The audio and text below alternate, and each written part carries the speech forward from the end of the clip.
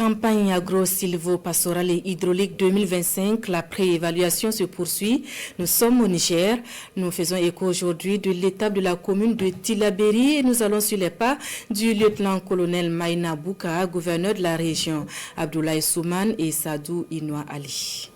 À Daïkaina, première étape des visites effectuées samedi 22 novembre 2025 dans le département de Tillabéri dans le cadre de la campagne agro-silvo-pastorale hydraulique et halieutique.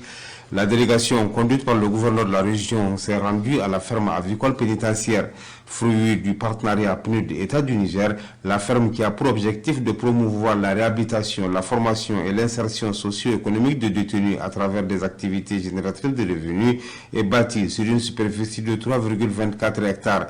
Avec un effectif de 4760 sujets, la ferme entretenue par 29 détenus produit 142 800 œufs par mois pour une valeur financière de 10 710 000 francs CFA. L'aménagement hydro-agricole de Daïkaina a constitué la deuxième étape de cette série de visites. Créé en 1954, cet aménagement d'une superficie de 120 hectares est mis en valeur par 543 exploitants des villages de Foulé, Daïkaina et Daïbéri. La principale difficulté à ce niveau, c'est le problème récurrent des inondations. L'aménagement hydro-agricole de Toula qui bénéficie de réhabilitation dans le cadre des travaux de la grande irrigation a également reçu la visite de la délégation. Créé en 1974 et n'a connu qu'une seule réhabilitation.